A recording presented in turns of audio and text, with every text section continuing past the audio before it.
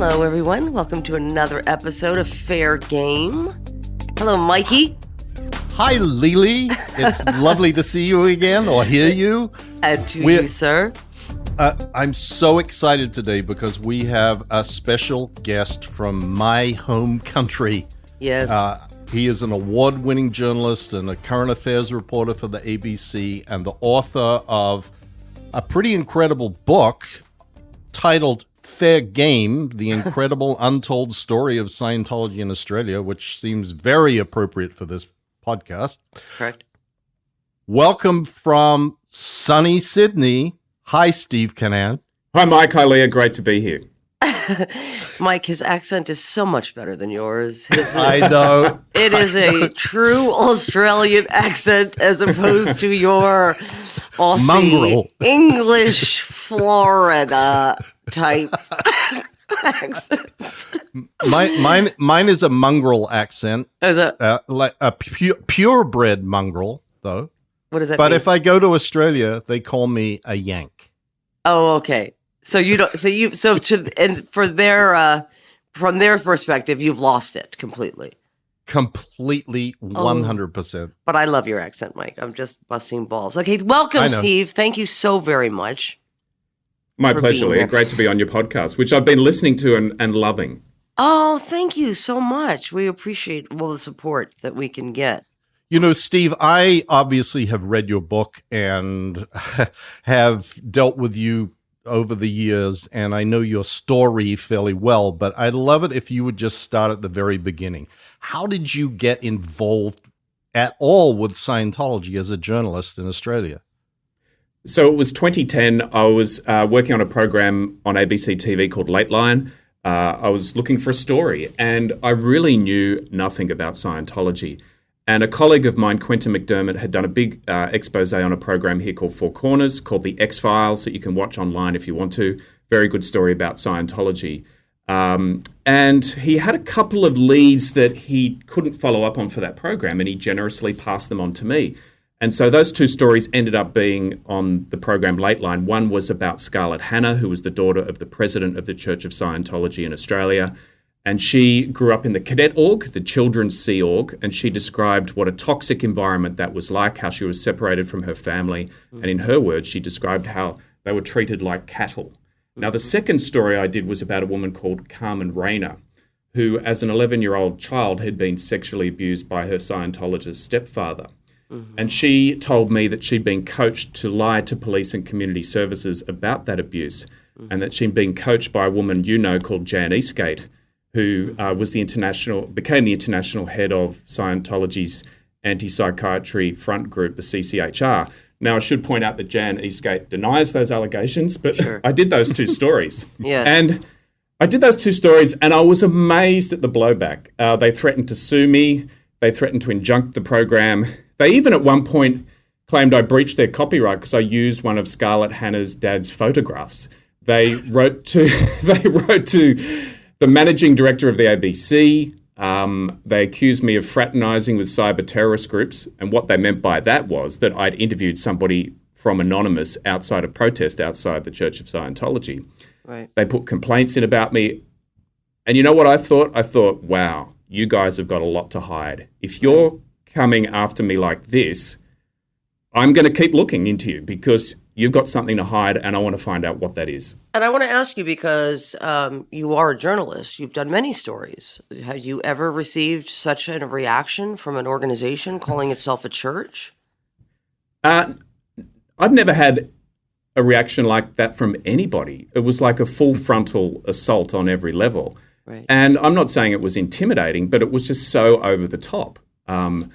And so no, I haven't. Certainly not from a religious organization. And I tell you what, if you do a story exposing, for example, child sexual abuse in the Catholic Church, there will be admissions of wrongdoing. Sure. When you do a story about the Church of Scientology, they never admit to anything.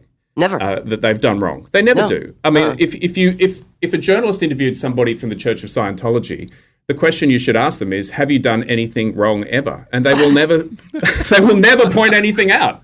Right. They will never point anything out because they refuse to tell the truth about what's gone on, and they refuse to do anything that they would believe would give them bad public relations. And the reason for that, for people at home, the reason for that is because Scientology is written down and everybody looks to a book and what does L. Ron Hubbard say? What does L. Ron Hubbard say? Scientology parents, that's how they raise their children.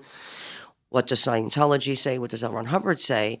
The L. Ron Hubbard says never admit to anything. And if someone is attacking you, and their definition of attack is doing a story on Scientology, going to the police, telling the truth about Scientology, this is considered an attack. Doing a welfare check on a family member, that's considered an attack.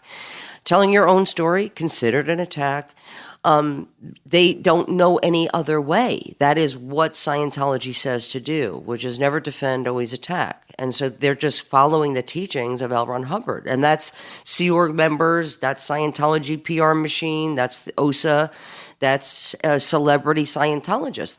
And Leah, the best insight I got into that was when I was doing those first stories, somebody suggested I read the Introduction to Scientology Ethics.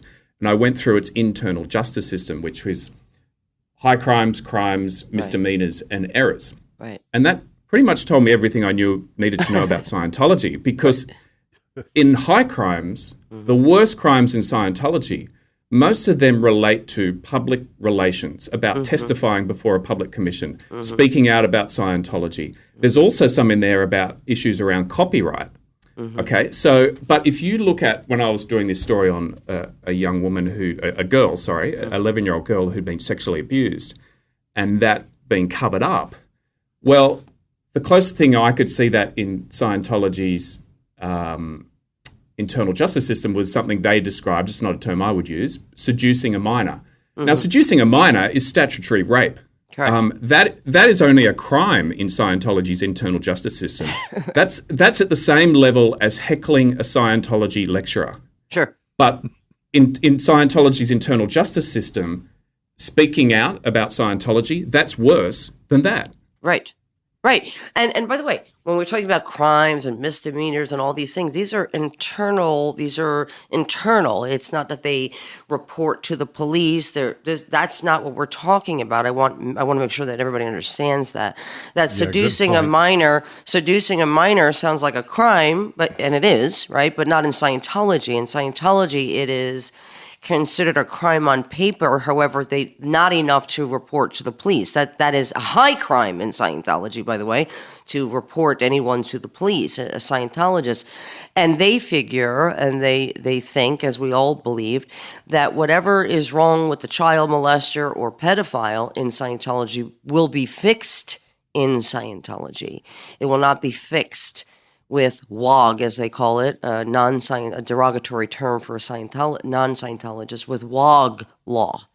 And so they think they're above WOG law. So I don't want anybody to be under the impression.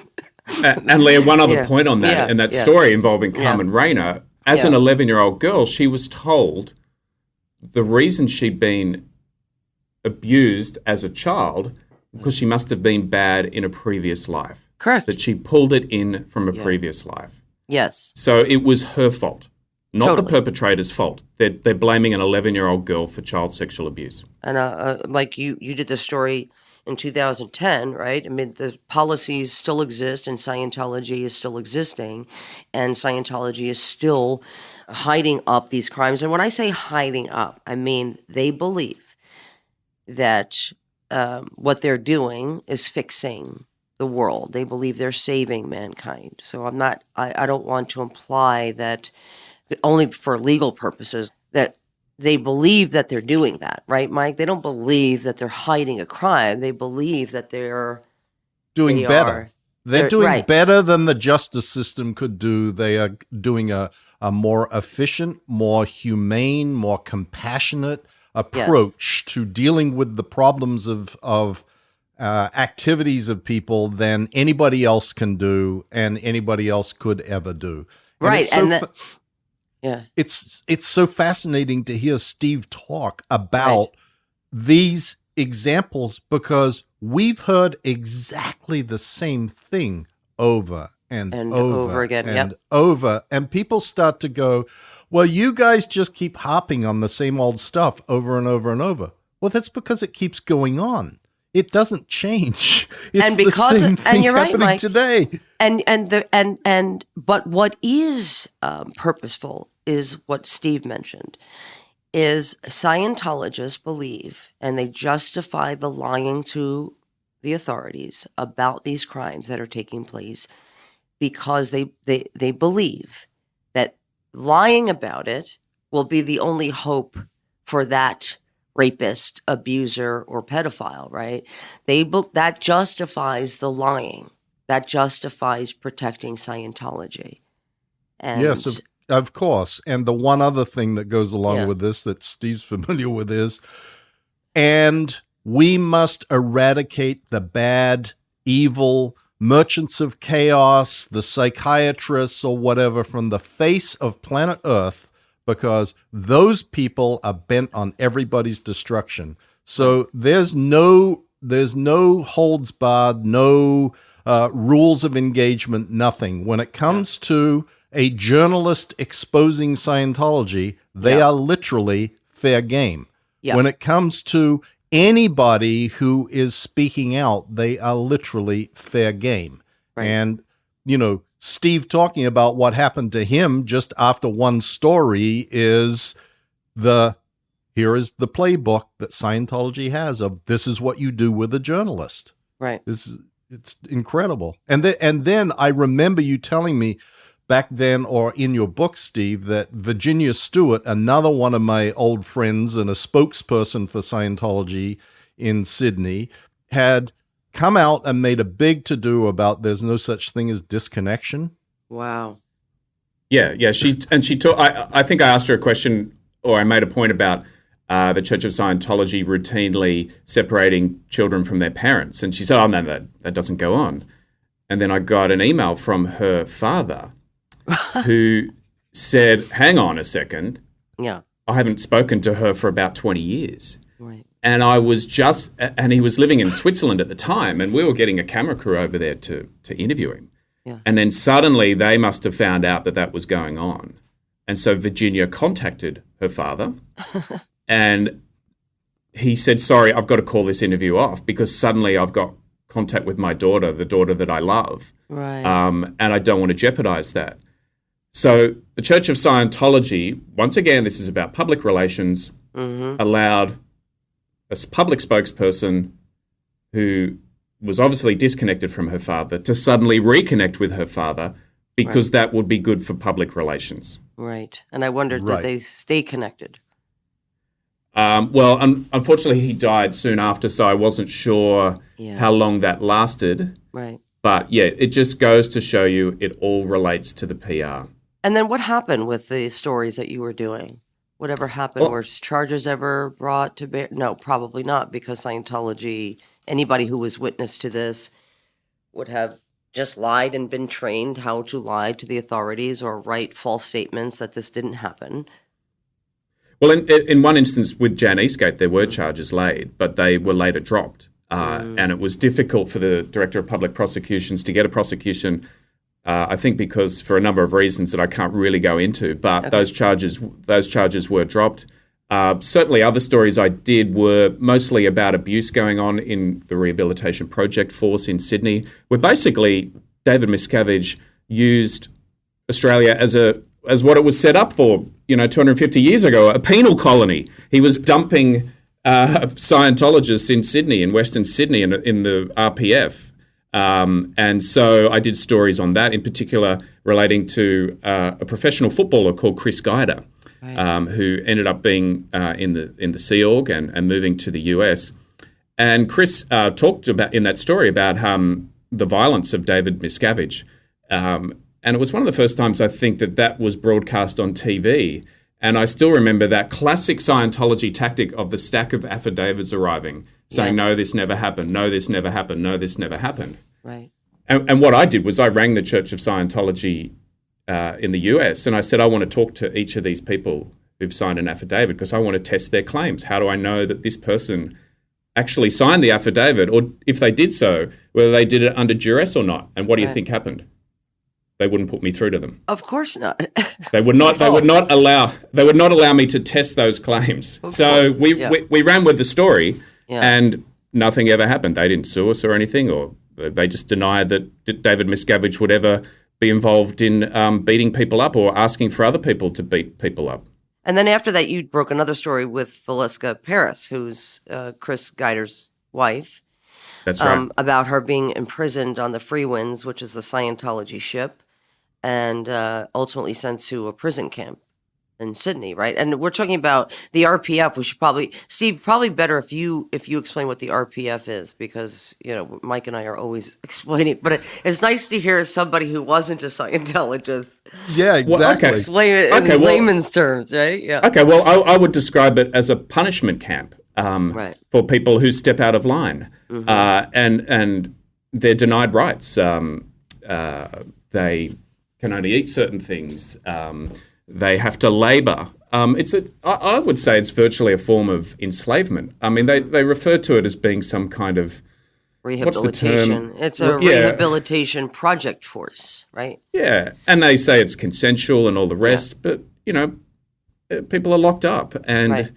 It's abuse. It's physical and mental abuse. And I've spoken to people who've been in the RPF for over a decade and are completely traumatized by their experience.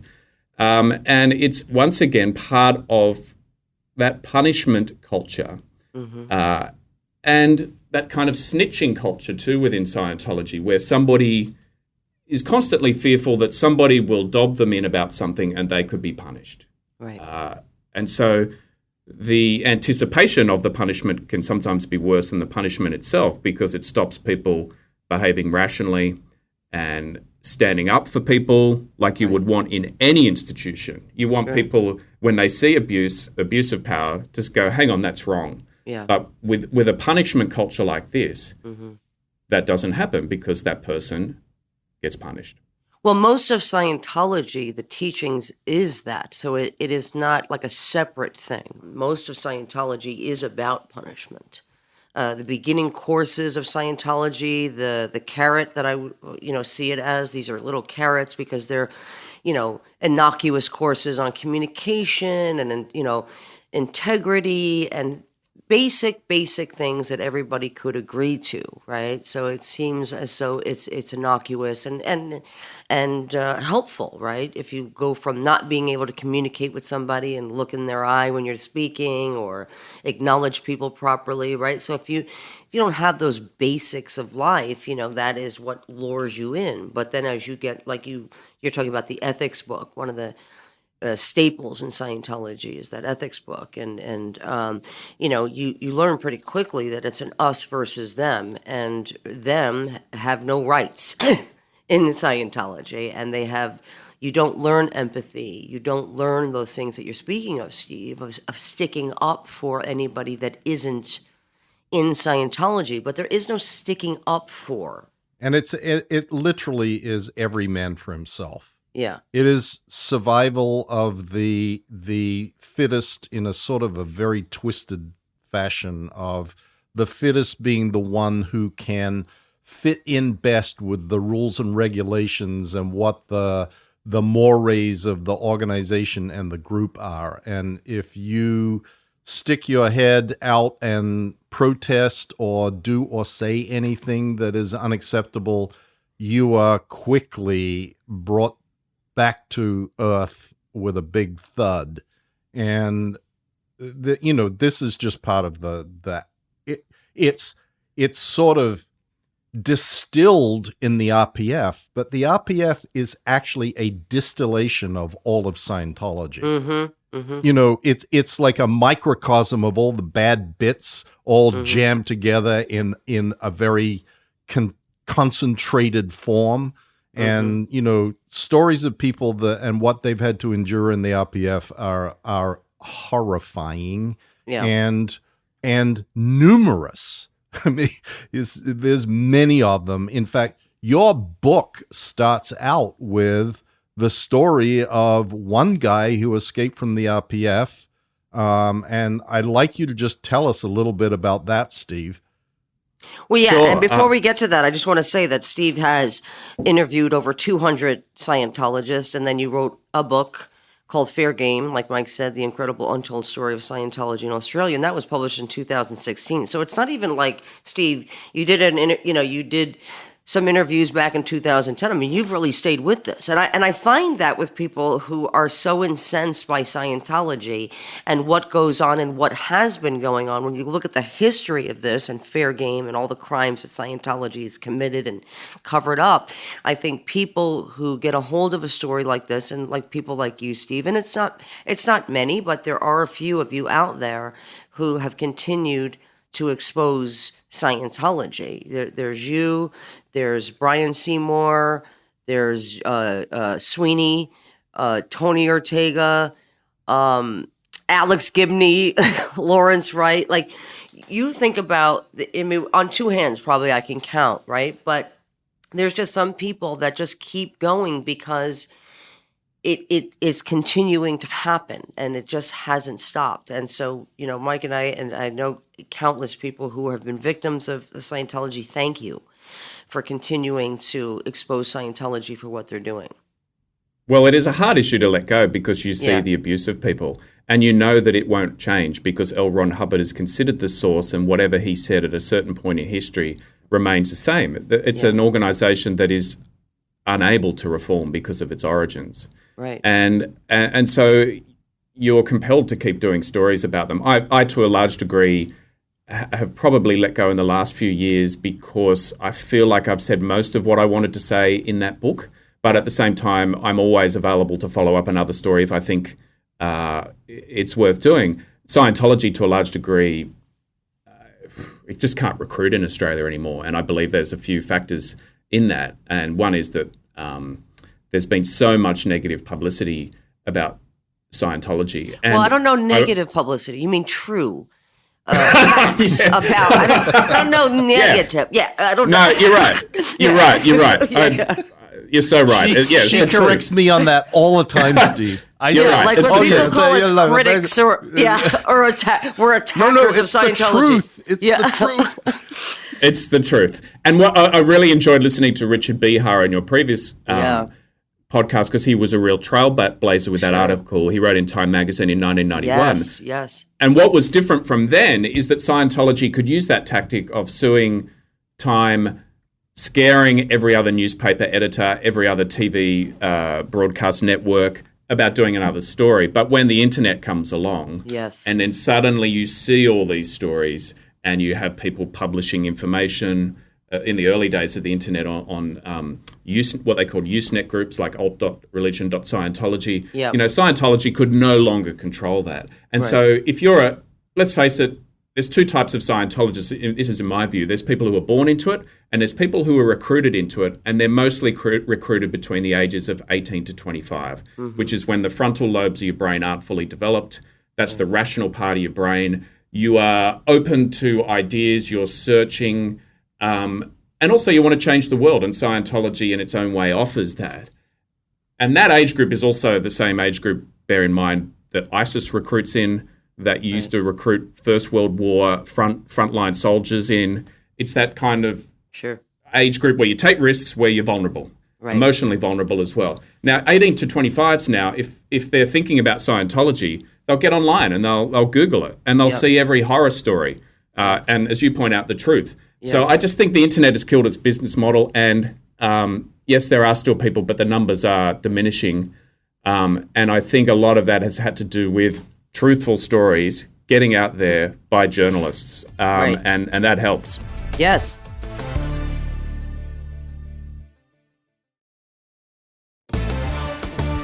Steve, I'd like to chat just for a second about the first time we met, because it was quite an experience. It sure was. I remember it well. In fact, I wish I was recording it like it was for a podcast, because it would have made a very entertaining podcast, our day we spent together. Why? Yes, tell us. I don't know the story, so I want to hear it. When I got a book contract, one of the first things I did was, in 2012, go to the US. First stop, I went to New York, your hometown, Leah, and then I went to Florida. And I flew down to Tampa Airport, and Mike picked me up at Tampa Airport. And I flew down there specifically to go and meet Mike.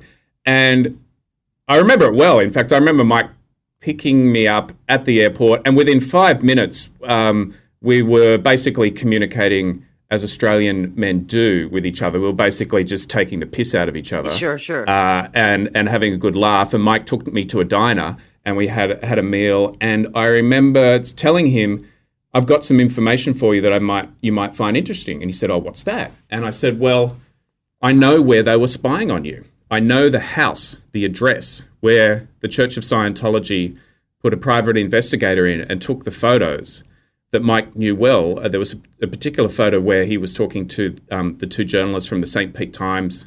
I think, was Marty there as well? Was Marty Rathbun there in that conversation? It was Marty Rathbun, me, Joe Childs, and Tom Tobin. Yeah. So I had the address of where they were spying on Mike. Because Mike had left, Mike and Marty, both high-ranking executives in Scientology, had left Scientology and were speaking out.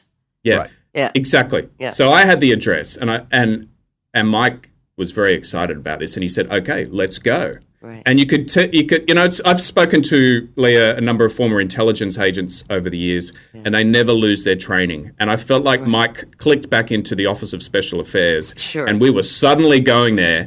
And he pulled into the driveway. He didn't just park out the front in a very subtle fashion. He went, boldly pulled into the driveway straight up to the garage door. Yeah. And because what I'd been told was that there were cameras placed under the awning above the door and an awning around the side. So we got out. Bear in mind, I'm an Australian. This is all to spy on Mike. All to spy on Mike. Right. Diagonally opposite from his house. Yeah. And so we go up to this house, and I said, okay, I was told there was a camera here, and we look up, and we see 2 bolt holes drilled in the awning. Right. So where a camera was attached. And I said, okay, I was told there was another one around the side. And we go there, same again, 2 bolt holes drilled into that awning. Wow. So what the intelligence that I've been given had been right. And what the story was, that a woman who was mentioned on one of your previous podcasts called Heather McAdoo moved into that house specifically to not only spy on Mike and Chrissy, but basically infiltrate their lives. Sure. To a degree that I think, Mike, that she ended up going to a baby shower for Christy. Is that right? Yeah, they became friends. Yeah. Yes. Yeah. And they moved somebody in, Leah, who was, of course, you know the story, that had a child the same age as Christy's child and Mike's child, and ingratiated themselves into those lives. And it didn't end there, of course, Leah. Mike then wanted to take me to the other house that she'd moved into when Mike and Christy moved to another part of Florida. Yeah.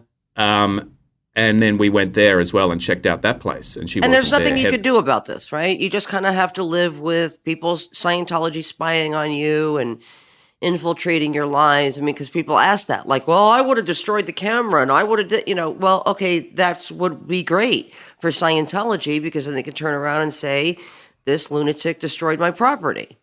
And this is where they spend their money too, that tax-free money. Exactly. To fair game people, to move into houses, they buy houses, everybody. It's not like, this is exactly right, Steve. Exactly right. This is all money, all this surveillance, all this wasted time just to simply fair game former senior executive of Scientology. And we're just talking about one just person. Just on the point of tax-free status as well. Yeah. We were talking before about how there's no compassion. There's a culture of punishment. Sure. That people who have something wrong with them are blamed for pulling it in from a previous life. Sure. Well, that means they don't believe in charity. And so what is the basis of tax deductibility, not paying tax? It's that you're a charitable. Yes, and that you're a charitable organization. Yes. And so how does an organization that doesn't believe in charity, that punishes people, that actually says that if you're unemployed or you're disabled, or that you have learning difficulties or whatever, that it's your fault from a previous life, how do they get charity status? You are asking great questions. I think the IRS should answer that. I think the IRS should ask Scientology that, but they're fully well aware of what Scientology isn't doing with their tax-exempt money. They just don't want to deal with it because they're the ones who granted it, and they know what they did. They knew they weren't Yeah. And they granted it only because they wanted the harassment to stop. So they rewarded the Church of Scientology for harassing them by giving them tax-free status. Yes. That's exactly right. Hey, Exactly. see, Steve, you know your stuff, man. Yeah, I'm really impressed. Yeah, I did immerse myself in it for a few years. It took me 4 years to write the book. Yeah. And I thought it was important to understand it, not just to hear people's stories, but to understand it and understand the motivations and to understand what Hubbard wrote and what he said. And because everything goes back to him. I mean, Miscavige has taken it and turned it up to the nth degree and increased the punishment. But a lot of people think that David Miscavige invented punishment in Scientology, but that's just not true. L. Ron Hubbard used to, on the Apollo, used to put small children into the chain locker as punishment, isolate them from their parents. Yep. Hubbard was in on the punishment too. Remember, it goes back to him. Of course. And remember that L. Ron Hubbard teaches and believes that children are not children, that they are old spiritual beings in little bodies, and they've come back. So he believes that there's Sea Org members and Scientologists that have come back to continue their mission of making the planet, 80% of the planet, Scientologists. So there's policies written about, if you tell the truth about Scientology and publicly speak out against the abusive practices of Scientology, you are considered an enemy, a suppressive person. That's what the label is. And L. Ron Hubbard says, hey, it doesn't matter if you're a child, as suppressive is a suppressive, and you treat them as such. And the same with punishment in Scientology. He believes that children are to be punished the same as adults because he believes that they are adults. And so all Scientologists believe that. And all Scientologists raise their children as old spiritual beings in a little body. So it's going to continue in that way because that's the teachings of Scientology. But let's move on, Mike, from there because you had all these bullet points. So I want you to make sure you get to them.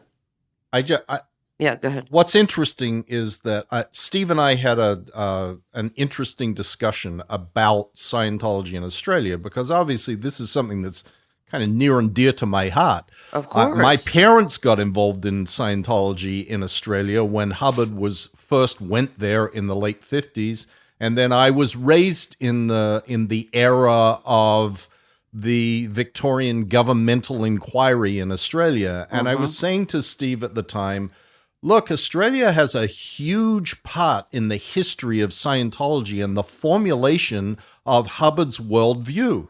Yeah. It was the first country where Scientology had a government investigation and was literally banned. The practice of Scientology was banned in the state of Victoria. Right. But then it was also the first country where the highest court in the land recognized Scientology as a religion.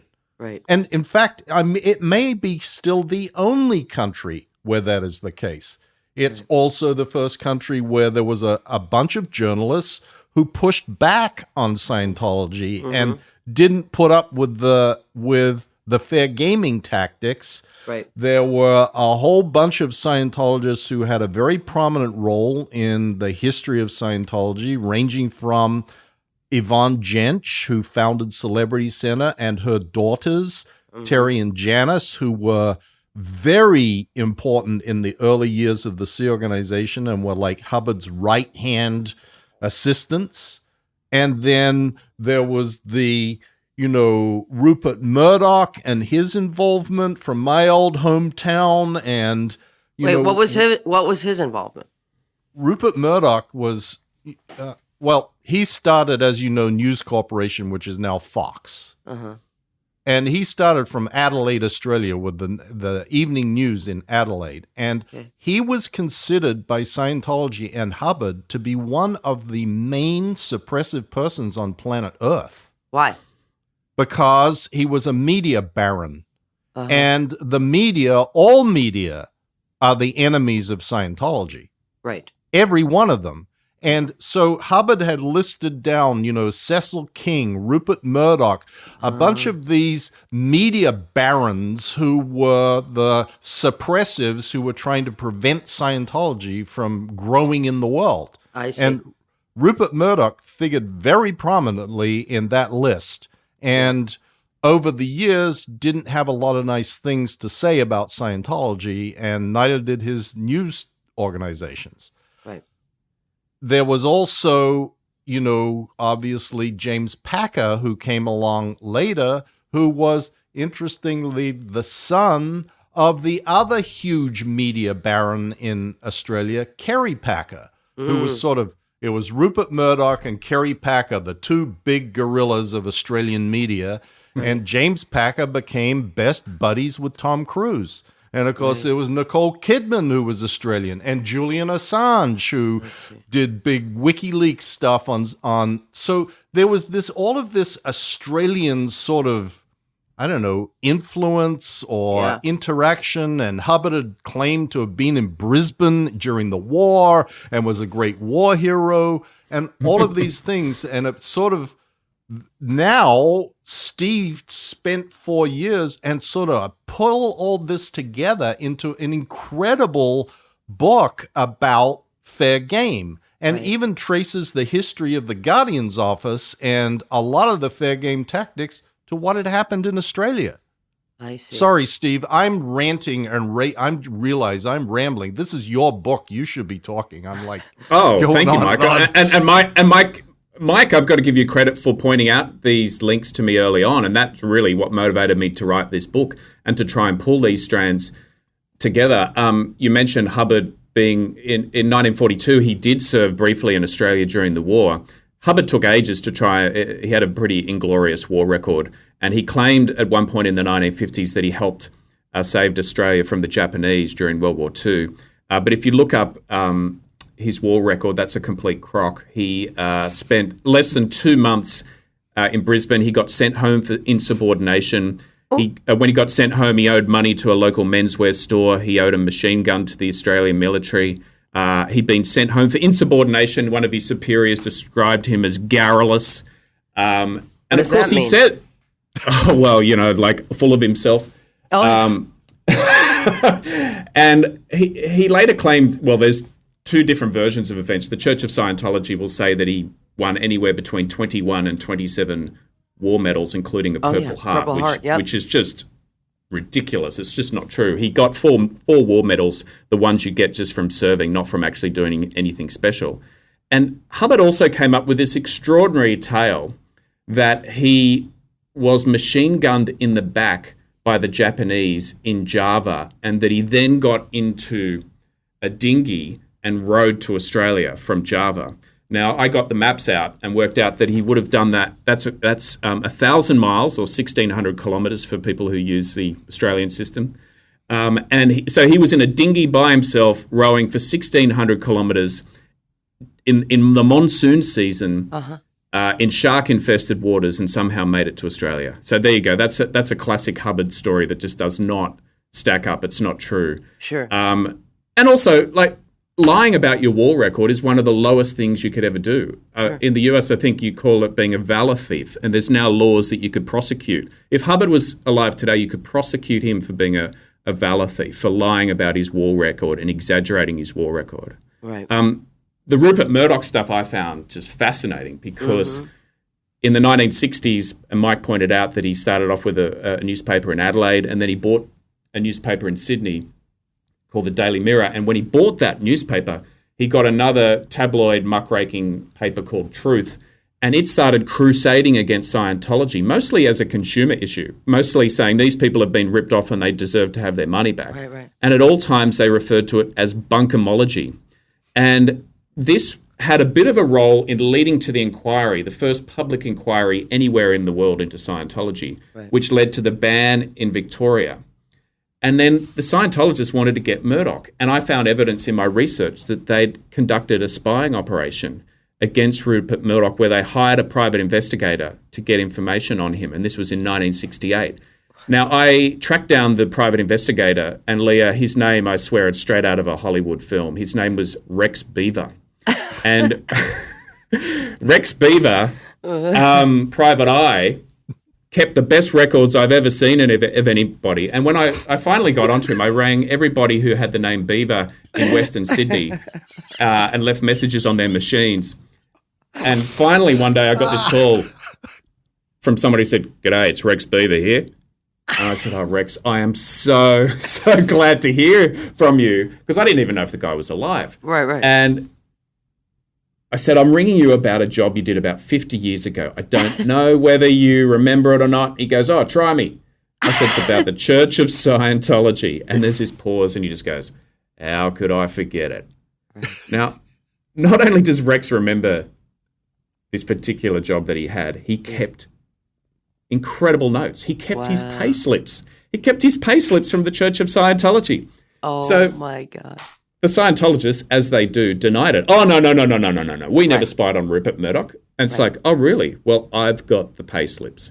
And so Rex was hired to spy on Rupert Murdoch. They took him into the Church of Scientology in Sydney. All he did really was answer an ad in the newspaper saying private investigator wanted. And he went in there and they gave him a security check. So that means they're asking him, "Are you a communist? Are you a homosexual? Have you ever had ill intentions about L. Ron Hubbard?" And he's just thinking, who are these weirdos? Right. So he then says, "Okay, I need the money, so I'll take the job." And so he starts gathering information about Rupert Murdoch. But what he does is he goes and meets with Rupert Murdoch and says, "Hey, I've been hired by the Church of Scientology to spy on you. Do you want me to play double agent, pretend that I'm still spying on you, but actually spy on them and then help you get a story?" And Rupert Murdoch said, "That sounds sensational." So Rupert Murdoch then helps Rex with a bit of intel, feeds it back to the Scientologists. And then a few weeks later, when Rupert's got enough on the Scientologists, they splash on the front page of the Daily Mirror in Sydney about this spying operation. Now, the Scientologists never forgot that. And remember, your podcast is about fair game. Sure. If you go back to Hubbard in 1959 when he wrote the Manual of Justice, what was that line in there where he said, "Some people attack Scientology, I never forget. Always even the score." Is that the right term, Mike? Exactly. You got it. You quoted it perfectly. Now, can we just talk about that for 1 second? Manual on Justice is a set of directives written for the Guardian's Office, now called Office of Special Affairs, which is the dirty tricks department of Scientology. And you are talking about one of those policies in Scientology that is still used today. Go ahead. Right. And actually, it even predated the Guardian's office. Oh, it was really? In 1959. I didn't know that. And okay. it was for the people who worked directly for Hubbard in what he called at the time his personal office, the Hubbard Communications Office. Understood. Okay.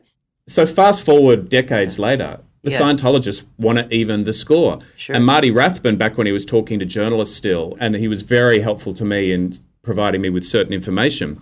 And he told me that he'd gone through the files of Scientology in California, the intelligence files, and Rupert Murdoch was up there with the head of pharmaceutical companies and prominent psychiatrists as, the most evil people according to the Scientologists. Yes. Because they believed that he helped create this inquiry in Victoria that triggered the ban and everything else. And so Marty told me that David Miscavige, him and Tom Cruise had a conversation about how they could help recruit James Packer to the Church of Scientology. James Packer was very close friends with Lachlan Murdoch, son of Rupert Murdoch, and that if they could get James in and James could work on Lachlan and they could get Lachlan in, then the Church of Scientology, and the term was, could get its claws into News Corp and seek revenge on Rupert Murdoch. Right. Now, they got James Packer in, and by all accounts, Marty Rathbun told me that he felt Scientology was quite helpful to James Packer at that stage in his life, but they certainly didn't get Lachlan Murdoch. Rupert Murdoch, you'll remember, tweeted about Katie Holmes and Tom Cruise, and everyone was going, why is Murdoch tweeting about them being evil and a creepy cult, not knowing this history going back to the 1960s. Sure. But Lachlan Murdoch said in a quote to the Daily Beast, I tend to agree with my father on this, but I don't tweet about it. So they were never going to get Lachlan because he was very skeptical of the Church of Scientology, as Rupert was. So you can see this, can't you? You can see this vengeful, we must not only attack, but we're going to get revenge on them 40 or 50 years ago for a slight back in the 1960s. That operation didn't work on Lachlan Murdoch, but hey, they tried it and it went straight to the top. It went straight to David Miscavige. Right. And Steve, something else that I found absolutely fascinating in your book was the fact that what started the Victorian government inquiry was L. Ron Hubbard's obstinate refusal to give one man his money back. Literally, right? Right. That's right. There was a guy called Philip Wern, and he was so like L. Ron Hubbard, I can't begin to tell you. He himself was a scam artist. He himself had an appallingly disgraceful military record. He was even into science fiction. He was a cartoonist for a while, but he stole a whole lot of cartoons from an American cartoonist, published them in an Australian book, and thought he would get away with it. But no, he was a plagiarist. He was the world's worst scam artist. And there's nothing more a scam artist hates than being ripped off by another scam artist. Right. And so when he started Scientology to make money, because he thought someone sold it to him as a way he could make more money. But after he joined the Church of Scientology, his business went bankrupt. And he was suddenly working as an auditor in the Church of Scientology, or was the HASI. A Scientology counselor.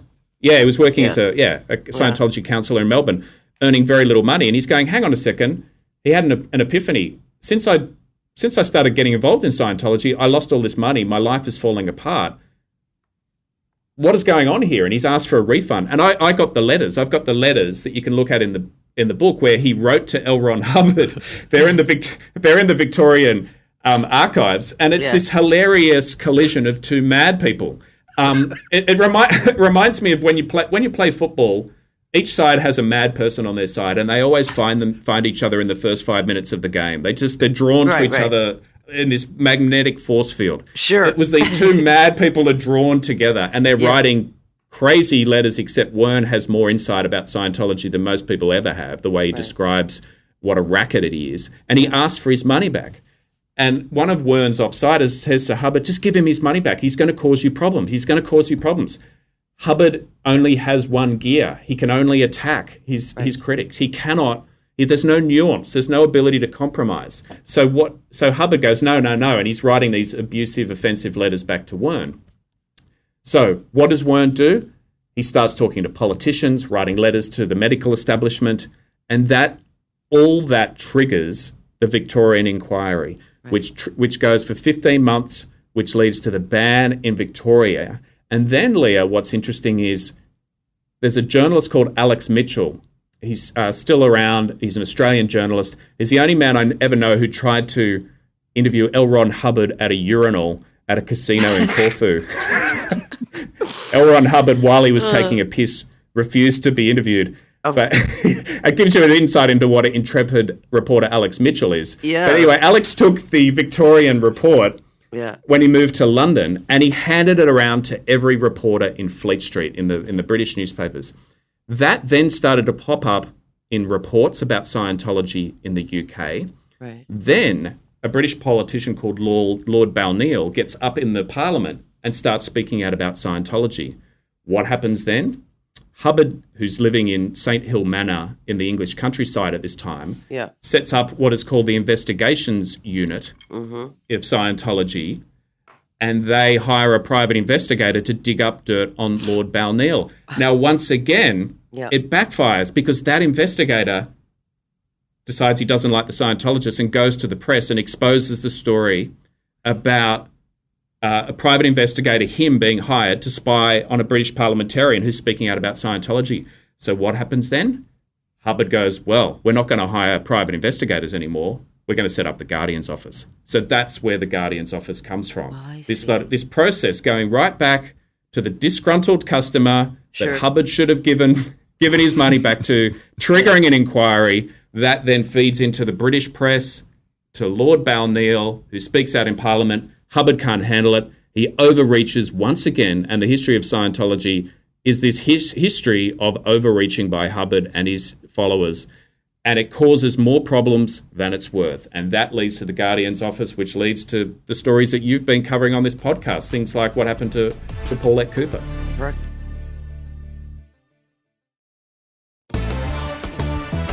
So at the time, you were speaking to Marty, like we were just saying, Marty Rathbun was on the right side of this fight at one point until he got a house and went back into Scientology. Now his job is attacking his friends.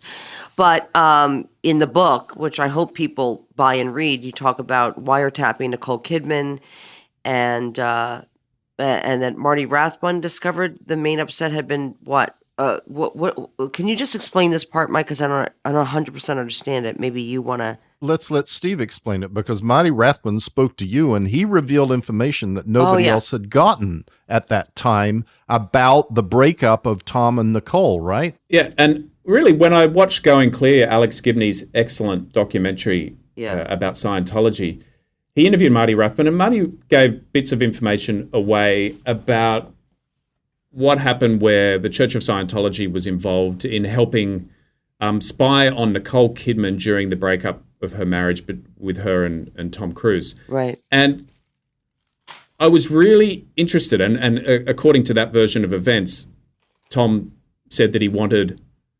her calls recorded. Why? Now, why? Well, it's hard to know what was going.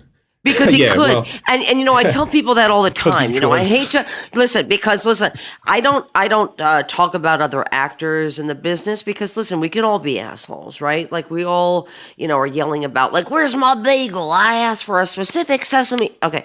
So I'm not talking about the assholes that we're all entitled, narcissistic assholes in this business. But what people don't understand, the reason why I go on about Tom Cruise, A, I knew him personally. B, he was the reason I left Scientology. And so for that, I am grateful. However, I saw a side of Scientology and the power of Tom Cruise and what he does to Scientologists who work for him, who know him. And it was the beginning of the end for me. When I saw that, I was a by-the-book Scientologist, right? And so if I saw that the technology of L. Ron Hubbard was being abused, I didn't care if you were Tom Cruise or this one or that one, I still applied the technology that I knew. And what I was under the assumption of was that there is nobody special in Scientology, but I saw that did not apply to Tom Cruise because he was best friends with David Miscavige. A key part of the equation and the relationship between Cruise and Miscavige is key here. But a key part of this story is that Nicole Kidman got Tom Cruise to drift from Scientology. He was missing for a few years, particularly when they were shooting Eyes Wide Shut in the UK. Sure. And Nicole Kidman, as you know, Leah, is a very smart, rational woman. Her father was a psychologist. She was raised by a feminist mother, politically active. She's very switched on character. And yes, she did do certain levels of Scientology, but I think she was exposed to the truth of it, and she got out. Yeah. And she convinced Tom to get out, and he was away. But what she didn't realize at the time was that Michael Doven, paid up Scientologist reporting directly to David Miscavige, is working for Tom Cruise and reporting back everything that's going on in that house, going on in that relationship to the Church of Scientology. To David Miscavige. Exactly, to David Miscavige. And Marty Rathbun gave me details about this, about Doven's role in spying on Tom and Nicole and feeding the information back to Miscavige. Sure. And so while Nicole had got him to drift from Scientology, they've got this Scientology agent in their lives, and Nicole doesn't really know about this. Well, here's the thing. What's happening is that Tom is getting further and further away from Scientology, which would have been a great thing for him, and it wouldn't be a great thing for him even today, so that he can have a relationship with his daughter Suri, and that their adopted kids, Connor and Bella, could have a relationship with their mom, Nicole. So I think it would be a great thing. But here's what happens. Once somebody is labeled somebody who might be a potential trouble to David Miscavige and take away their star, which is Tom Cruise, right? They are now on an all-out attack against Nicole. So they conspire to, meaning David Miscavige, to get Tom away from Nicole. Yeah, they conspire to break up their relationship. And what did Marty tell you? Doven helped. Yeah. Well, Doven helps get Tom back for auditing, and then they start planting the seeds in his head about, breaking up and all the rest of it. Right. And then that's when Tom, according to this version of events, and Bert Fields, Tom's lawyer, denies it, that Tom wanted Nicole spied on, calls recorded. Now, Bert Fields worked with a legendary PI in the US called Anthony Pellicano, who went to jail for tapping people's phones at the telephone exchange, I think it was. And now Bert Fields denied that they used Pellicano. Marty Rathbun told me that he didn't want Pellicano involved, but that private investigator, that phones were tapped. Right. And in Going Clear, he discloses this. But in my head, I'm thinking, okay, so if it's true that Tom wants her phone tapped, what does he want to know about? So I asked Marty, was he worried about someone in particular? And I could just hear Marty drag on a cigarette. And he says, Russell Crowe. Russell Crowe's a really good friend of Nicole Kidman's, been so for years. Now, Marty told me that there was nothing untoward because he apparently had access to the recordings. And also had access to Nicole's, confidential Scientology auditing. Yeah, he would have. He would have for sure. Yeah. So he said there was nothing untoward, but he said that was a motivating factor, that Cruz wanted to know what Crowe was saying to Nicole Kidman. And Marty told me that all Crowe was doing was being a good friend to Nicole in a time of crisis. Sure. But it's just so all-pervasive. You can't get it. Even if you decide to leave Scientology and you get your partner to leave Scientology, they infiltrate your lives. They tap your phones. They have people working for you, spying on you and feeding information back to the head of Scientology. Right. It's just so insidious. I want to just add, James Packard is still friends with Tom Davis, who used to be the former spokesperson of Scientology. He's not in the Sea Org anymore, but he's still a Scientologist. And I think that this is just my opinion, Mike and Steve, but I believe that Brian Seymour's documentary that was about to come out, his investigative report on Scientology and the fair gaming of Paul Haggis, had a lot to do with the connection of Tom Cruise being friends with Packard, being friends with Tom Davis. I think that had a lot to do with that particular show not airing. That's just my opinion, but go ahead, Steve. Did you want to add anything? I was just going to say, Tommy Davis did work for James Packer, and James Packer has been close with Kerry Stokes, who's the head of the Seven Network, who Brian works for. I don't know the ins and outs of that story, but well, neither do I. But hey, why do they suddenly kill a program after putting a promotional trailer out there and having it online? Not to mention, it was vetted in January. Like, no one's airing a story on Scientology that's not legally vetted. Like, nobody ever in the history will ever do a show about Scientology that's not vetted legally. And to be at the 11th hour pulling a show that was vetted in January, going to air in July, right, Mike? Yep. Not to mention that Brian has done dozens of stories over the years that have gone to air and he hasn't been sued. And the Church of Scientology hasn't sued for a very long time in relation to media stories. I don't know what's going on, but it looks like there's been pressure. Steve, I'm not sure if you actually realized, but that then, the subsequent events to Lord Balneil and the formation of the Guardian's office was the ban on Hubbard being able to enter Britain and the formation of the Sea Organization. Exactly. And of course the Sea Org, and the Sea Org is described as this kind of Hubbard's discovery tour and his research, but he's on the run. That's what he's on the run from the authorities. He has to leave the UK because they're closing in on him, and they ban students coming in to Britain and studying Scientology. And Hubbard is seeing the writing on the wall, and so he forms the Sea Org, and they hit the seas, and he's on the run. Just because I want to promote a few other things, because I really think people should read your book. There's some other fascinating stuff in there. You got Terry Gamboa to talk to you, and Terry has not spoken to anybody. And she told you the story of her departure from the Sea Organization, and then the fact that Dave LeBeau was sent in to spy on her and her sister, Janice, in Las Vegas, and actually worked for and with them. Dave LeBeau, the private investigator who spent like 3 years tailing me, who tailed Marty Rathbun, who started out after Terry and Janice, Bob Minton, and was on Bob Minton for years. Dave LeBeau was, and that story of Terry is an astonishing story because I don't know if you even know this, Leah.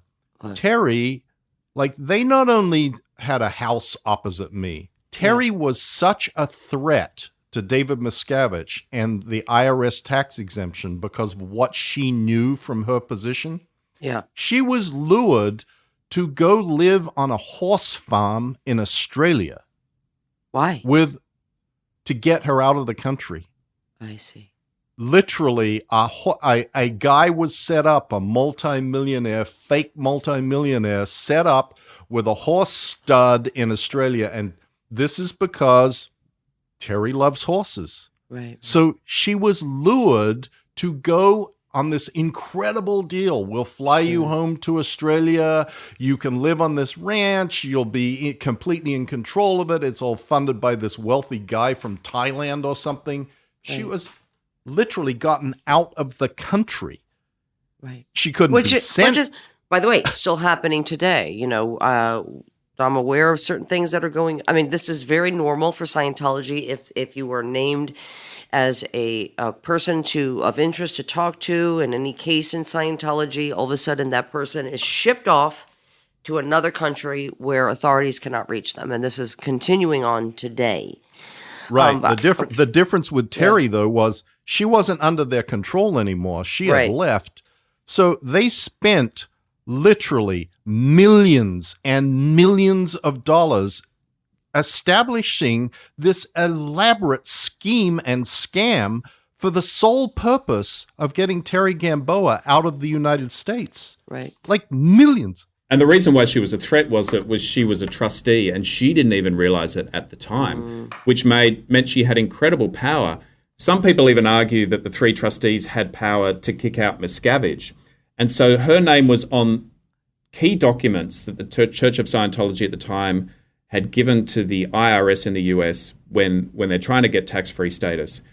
And she was out of Scientology. So if the IRS had done their job, looked her up and called her and found her, it could have derailed their whole program to get tax-free status. So that's why they moved her out of the country and put her on a horse farm with this elaborate ruse that, this millionaire guy had a proposal for them. But talking to Terry was fantastic. And I just... convincing her to talk was a big deal because she'd never spoken to anybody. Right. And in fact, you remember the famous Ted Koppel interview with David Miscavige. Mike knows it well because he went to the studio that day. Sure. As a Sea Org member. Yep. Yes. So I don't think anyone knows this, but Ted Koppel rang Terry Gamboa after she got out and wanted her to go on to Nightline and debate David Miscavige during that TV appearance. Sure. But she was but she was not in the kind of state that she felt that she could do it. She got out of Scientology. She wanted a quiet life. She didn't want to, set off that exploding device by going on and debating Miscavige. But so she was very skeptical of talking to journalists. And I still remember I was at a kind of anti-Scientology conference in Toronto. I flew into Las Vegas, and I first of all met Janice at an all-you-can-eat buffet and a very low-rent casino on the outskirts of Las Vegas. And I spoke to Janice, her sister, and then I said, Janice told me you can call Terry now on this number. And so Terry says to me, okay, I'm going to meet you on the third floor. I'm driving this certain type of car. Make sure you're not tailed. So she picks me up on the third floor of this car park because, as Mike points out, Dave LeBeau had actually infiltrated their business. So, of course, she has good reason to fear that she's still being followed 30 years later. And so she then takes me to a cheesecake shop in an industrial part of Las Vegas, and we sit down and we start talking. Yeah. And so she says, okay, I want to see some of what you've written. And so I show her a chapter where I talk about L. Ron Hubbard living in Tangier and taking a lot of drugs. Sure. And she's reading it and she's going, I didn't know about this. Oh, this is interesting. Yeah. And so then she can see that I've done my research. Sure. And so then she agrees to go on the record with me, which was very gutsy given the power that she held within that organization and the potential blowback that she could have copped. Sure. And she told me her incredible story. And it's amazing because she was one of Hubbard's original Commodore's messages on the boat. She used to light his cigarettes, pull on his trousers, send his messages out, do all these kind of work. This was L. Ron Hubbard's in the early days of the Sea Org, was on a ship called the Apollo, right, Mike? And and by the way, Janice wrote a book. We should mention that. Called Two books. Okay, we should also put those up. I will. And so they were able to tell Janice and Terry and also their brother Peter were able to tell their incredible escape stories of getting out of the Sea Org and being tailed and followed. And he was working for their company called City Mortgage, and he was working as a private investigator. He was never closing any sales. Janice and Terry got a bit suspicious of the fact that he was never closing any sales. And there was someone working for the company, I think, who got drunk with him one day, and Dave told him, I'm not actually here as a mortgage broker. I moved to Las Vegas on an operation. I'm a private investigator. Idiot. And he took him back to his house and showed him all his private investigation equipment. Yeah. And so that guy then passed that on to Janice. Sure. And then they were able to expose LeBeau, who's made so much money out of spying. Hasn't he people. retired, and isn't he living on an island somewhere? I mean, if there's a definition of dirty money, I don't know what that it could be any worse and that than goes for taking every out money. and I should say this that goes for every piece of shit PI who takes money from Scientology. And I'm saying this from experience, what I'm going through right now, which I'm not going to talk about because you don't let everybody know what's going down, but.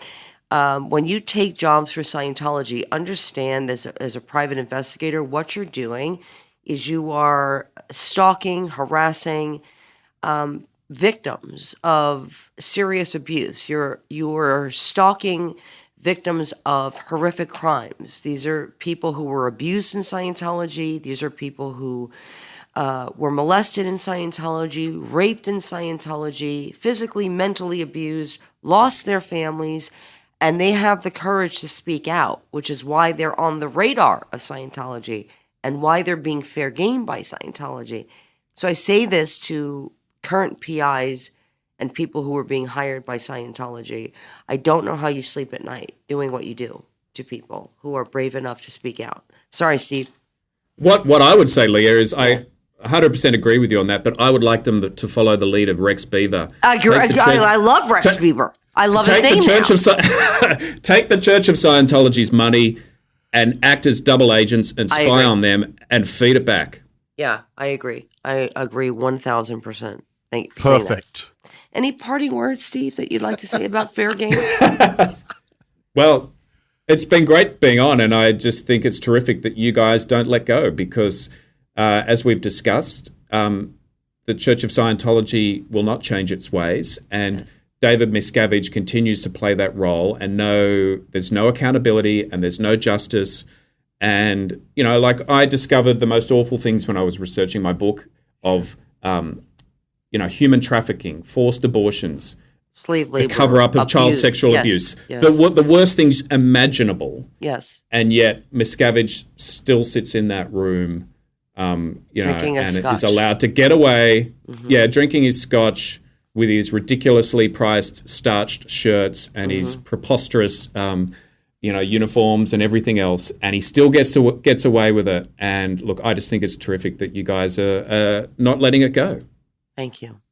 Thank you for your work. Thank you for your book. And thank you for continuing to talk to us because you know what? A lot of people go, hey, listen, I did that. I'm done. I don't want anything to do with it. I got fair gamed. I don't want private eyes around my house. I don't want them trying to get my job. So we really appreciate when people are willing to continue to expose Scientology for what they do. And we thank you. Thank you. Thanks so much, Steve. It's terrific to talk to you again. Yes. Thanks, Mike. Thanks, Leah. It's been great.